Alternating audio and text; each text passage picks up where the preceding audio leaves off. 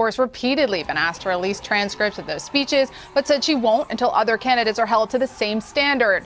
The portions released Friday point to why Clinton has refused to make them public.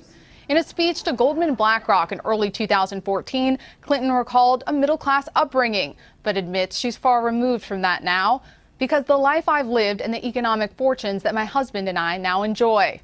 A year before, she told the National Multi-Housing Council that politics is like sausage being made. It's unsavory. You need both a public and a private position. That in a speech to a Brazilian bank in 2013, she talked about the United States and then the hemisphere essentially being like the European Union. My dream is a hemispheric common market with open trade and open borders. Conservatives have jumped on the open borders part. And I assume Donald Trump's going to try to make her answer for that tonight. John, I did a search on Friday afternoon after we heard about this on Clinton open borders, and almost everything that popped up were fact checks that said Donald Trump has accused her of wanting open borders. She's never said that.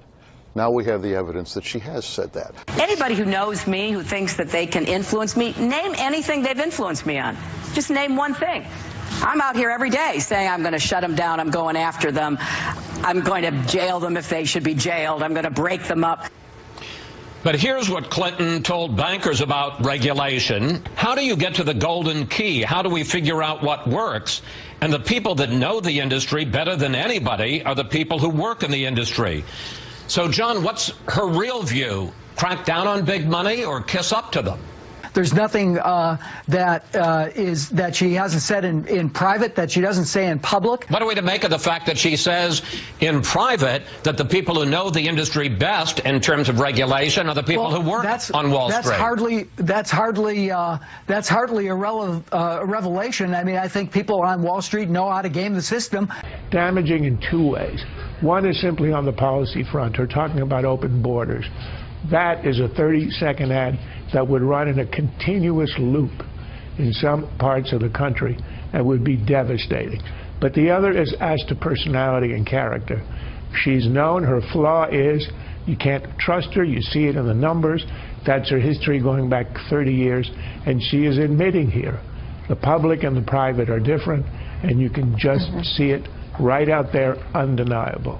The most damaging thing I thought that she said, just in terms of a soundbite, if Trump were doing commercials, was this notion that she could say things in private as a politician and then things publicly and have them be different. That confirms people's worst fears about Hillary Clinton. Right, and that's exactly the issue that, you know, all of these women, for example, who are not happy about either candidate, say they just simply feel that they can't trust her because they think she says whatever she thinks would suit each audience, and right in that quote.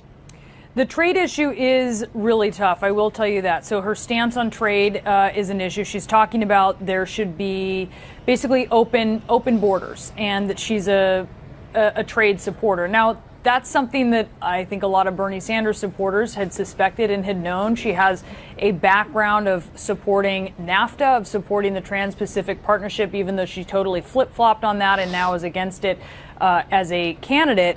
But there's also, I mean, just some of the subject lines of these emails. Clinton admits she is out of touch. So she's talking to, at a speech about how, you know, she basically grew up humbly, but then because of the economic fortunes that she and her husband have, that she is kind of far removed from it. That is actually a quote. And then she also talks about needing a private and public position on policy. She talks about holding Wall Street accountable only for political reasons. Yeah, I want to get back to one of the speeches that you mentioned. It was in 2013. She was talking about politics and said, but if everybody's watching, you know, all of the backroom discussions and the deals, you know, then people get a little nervous, to say the least. So you need both a public and a private position in politics. Mark, this could be tough for her because her trustworthiness is what's in question. And if people see her as somebody who has one persona publicly and one privately, can she get away from that? And can she get away from it tomorrow at the debate?